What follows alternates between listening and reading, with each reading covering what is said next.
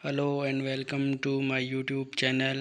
2100 प्रश्नों की सीरीज में अब तक हमने प्रश्न कर लिए हैं 260 प्रश्न अब तक हमने कर लिए हैं और आज करेंगे हमने 261वां प्रश्न। तो आज का अपना पहला प्रश्न है, राजस्थान में ऊपरमाल के नाम से कौन सा क्षेत्र जाना जाता है। आपके ऑप्शन है अजमेर, टोंक, भीलवाड़ा, बी कोटा, बूंदी, झालावाड़, सी जोधपुर, जालौर, बाड़मेर, डी सिरोही, पाली, उदयपुर। तो आपने बताना है कि ऊपरमाल के नाम से कौन सा क्षेत्र जाना जाता है। तो अपने भूगोल का टॉपिक यहाँ पे चल रहा है। इसका सही जवाब हो जाएगा बी कोटा, बूंदी और झालावाड़। ये जो है वो ऊपरमाल का पठार क्षेत्र में आते हैं। चलिए अगला प्रश्न लेते हैं।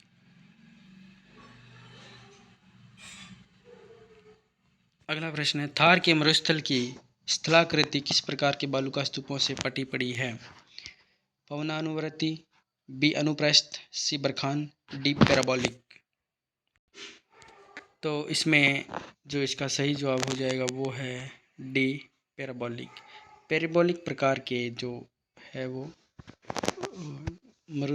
बालुका स्तूप है थार के मरुस्थल में सर्वाधिक पाए जाते हैं। पहला अगला प्रश्न है, इसकी व्याख्या देखते हैं। थार के मरुस्थल की अधिकांश स्थलाकृति पैराबोलिक प्रकार के बालुका स्तूपों से निर्मित है। बालुका स्तूप अथवा टिब्बा वायु द्वारा रेत एवं बालू के निक्षेप से निर्मित टीलों को बालुका स्तूप कहा जाता है। थार मरुस्थल का विस्तार राजस्थान राज्य में अरावली पहाड़ी के पश्चिमी किनारे पर है। थार मरुस्थल का पश्चिमी भाग अत्यधिक शुष्क है, वहीं पूर्वी भाग में कभी कभी हल्की वर्षा हो जाती है। यह मरुस्थल बालू के टिब्बों या स्तूप से ढका हुआ एक तरंगित मैदान है। अगला प्रश्न है, मरुस्थलीकरण का प्रसार राजस्थान से किन राज्यों की ओर हो रहा है। यानी कि आपने बताना है कि मरुस्थलीकरण का जो प्रसार है वो किधर से किधर को हो रहा है। आपके ऑप्शन है दिल्ली, हरियाणा, उत्तर प्रदेश व मध्य प्रदेश। बी उत्तर प्रदेश, मध्य प्रदेश, गुजरात व महाराष्ट्र। सी दिल्ली, उत्तर प्रदेश, उत्तराखंड व मध्य प्रदेश। डी पंजाब, उत्तर प्रदेश, उत्तराखंड व मध्य प्रदेश। तो इसका जो सही जवाब है वो हो जाएगा ए दिल्ली, हरियाणा, उत्तर प्रदेश व मध्य प्रदेश। देखिए मैप के जरिए समझने का प्रयास करते हैं। ये अपना जो राजस्थान है कुछ इस प्रकार से दिखाई देता है। यहाँ पे है जो है दिल्ली ही है और यहीं पे हरियाणा है और इधर आ जाता है यूपी और फिर आ जाता है एमपी और इधर आ जाता है गुजरात। तो ये जो है इस तरह से बढ़ रहा है। अपना जो मरुस्थलीकरण जो हो रहा है वो इस दिशा से इस दिशा की ओर हो रहा है, हरियाणा, उत्तर प्रदेश व मध्य प्रदेश। ठीक है, इस तरह से ये बढ़ रहा है और इधर इसको बढ़ने से कौन रोक रही है वो है अरावली पर्वतमाला। चलिए अगला प्रश्न लेते हैं। उससे पहले व्याख्या देखते हैं। मरुस्थलीकरण का प्रसार राजस्थान से दिल्ली, हरियाणा, उत्तर प्रदेश व मध्य प्रदेश की ओर हो रहा है। भारत में मरुस्थलीकरण एवं भूमि अवनयन एटलस का नवीनतम संस्करण 17 जून 2021 को जारी किया गया। इसे अंतरिक्ष अनुप्रयोग केंद्र अहमदाबाद द्वारा जारी किया गया है। अगला प्रश्न, अरावली पर्वत से संबंधित पठार नहीं है। लसाड़िया का पठार, बोराट का पठार, उड़िया का पठार, डी मालवा का पठार। तो कौन सा पठार जो है वो कौन सा जो पठार है वो अरावली पर्वत से माला से संबंधित नहीं है।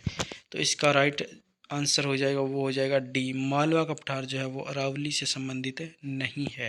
इस प्रश्न की व्याख्या देखते हैं ज़्यादा जानकारी के लिए। अरावली पर्वत श्रेणियाँ राजस्थान का एक विशिष्ट भौगोलिक प्रदेश है। अरावली विश्व की प्राचीनतम पर्वत श्रेणी है। अरावली पर्वत का राजस्थान में विस्तार सिरोही, उदयपुर, राजसमंद, अजमेर, जयपुर, दौसा एवं अलवर जिले में है। अरावली से संबंधित पठार जो है वो है लसाड़िया का पठार, बोराट का पठार, उड़िया का पठार, ऊपरमाल का पठार, आबू का पठार और मेसन का पठार व कांकनबाड़ी का पठार। ये सारे पठार अरावली से संबंधित है, जबकि मालवा का पठार अरावली से संबंधित नहीं है। अगला प्रश्न लेते हैं। राजस्थान के वे जिले जिनकी संपूर्ण राजनीतिक सीमा पड़ोसी जिलों की सीमा से लगती है।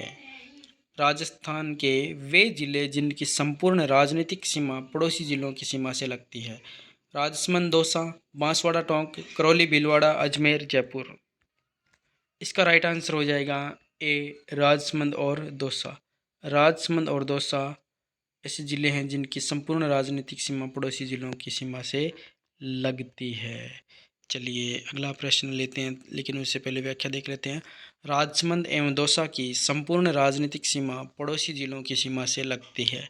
दौसा के पड़ोसी जिले जो है भरतपुर, करौली, सवाईमाधोपुर, जयपुर एवं अलवर। राजसमंद के पड़ोसी जिले पाली, उदयपुर, चित्तौड़गढ़, भीलवाड़ा एवं अजमेर। जो नए जिले बनाए गए हैं उस हिसाब से इसमें परिवर्तन हो सकता है, आप जांच कर लीजिएगा। अगला प्रश्न है, निम्नलिखित कथनों पर विचार कीजिए।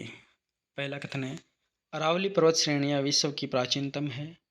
दूसरा है, अरावली प्रदेश अधात्विक खनिजों में संपन्न है। अरावली राजस्थान में एक जल विभाजक का कार्य करती है। तो एक या दो दोनों सही है, दो या तीसरा सही है, एक या तीसरा सही है, एक, दो, तीन तीनों सही है। तो चलिए इसमें पता लगाते हैं कौन से सही है। अरावली पर्वत श्रेणी विश्व की प्राचीनतम है, ये तो बिल्कुल सही जवाब है। दूसरा कह रहा है, अरावली प्रदेश अधात्विक खनिजों से संपन्न है, ये कथन गलत है। अधात्विक नहीं, ये धात्विक खनिजों से संपन्न है। तीसरा, अरावली राजस्थान में एक जल विभाजक का कार्य करती है, बिल्कुल सही जवाब है। तो पहला और तीसरा किसमें है? सी में। इसका मतलब यहाँ पे सी ऑप्शन सही माना जाएगा। बिल्कुल, अरावली राजस्थान में एक जल विभाजक का कार्य करती है, जबकि अरावली प्रदेश धात्विक खनिजों में संपन्न है। तो ये अपने ने पढ़ा ही था। अगला प्रश्न लेते हैं, निम्नलिखित में से कौन सा स्थलाकृति और अवस्थिति सही सुमेलित नहीं है? एक तरफ स्थलाकृति दी गई है, दूसरी तरफ अवस्थिति यानी वह उससे संबंधित जिला या स्थान का नाम बताया गया है।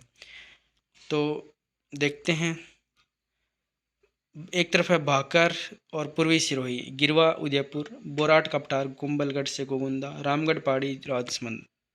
इसमें बाकी सब गलत है और जो डी है रामगढ़ पहाड़ी राजसमंद यही एक सही है। तो इसका राइट आंसर हो जाएगा डी। इसकी व्याख्या देखते हैं ज़्यादा जानकारी के लिए। पूर्वी सिरोही स्थित अरावली की पहाड़ी को स्थानीय भाषा में भाकर कहते हैं। गिरवा उदयपुर जनपद की तहसील है। कुंभलगढ़ व गोगुंदा के मध्य स्थित पठार को बोराट के पठार के नाम से जाना जाता है। रामगढ़ की पहाड़ी बारां बूंदी जनपद दक्षिणी राजस्थान है। अगला प्रश्न है, विंध्य कगार भूमियाँ हिस्सा है। विंध्य कगार भूमि हिस्सा है, किसका है? तो ये हो जाएगा सी, दक्षिण पूर्वी राजस्थानी पठार का हिस्सा है। कौन? विंध्य कगार। व्याख्या देखते हैं। व्याख्या कहती है कि विंध्यन कगार चंबल और सिंध बेसिन में स्थलाकृति के निशान बलुआ पत्थर द्वारा बनाए गए हैं, जो दक्षिणी पूर्वी राजस्थान पठार या हाड़ौती पठार का हिस्सा है।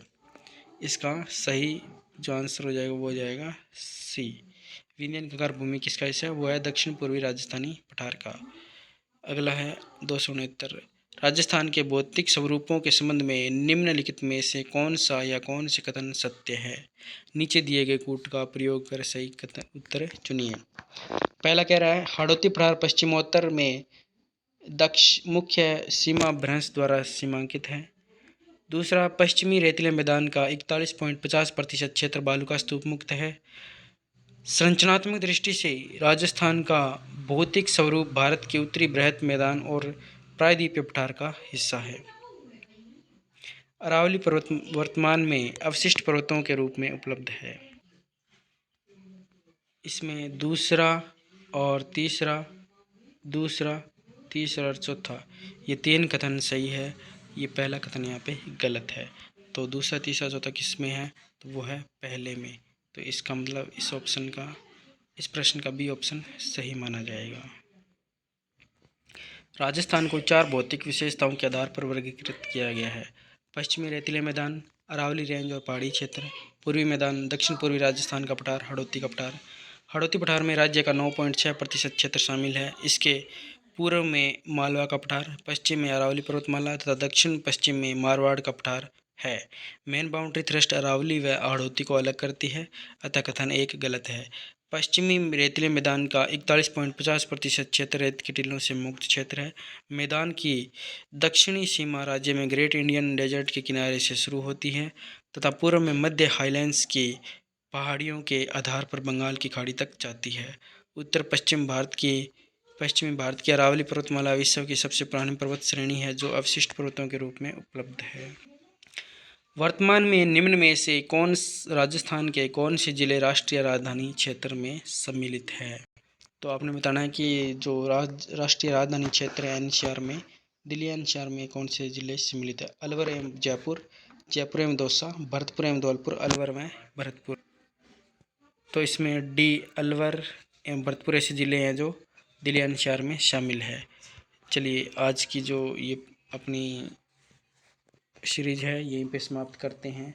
आप सभी का धन्यवाद, थैंक्स। अगर आपको हमारे प्रयास पसंद आ रहा है तो चैनल को सब्सक्राइब करें, वीडियो को लाइक करें और शेयर करें। Thank you.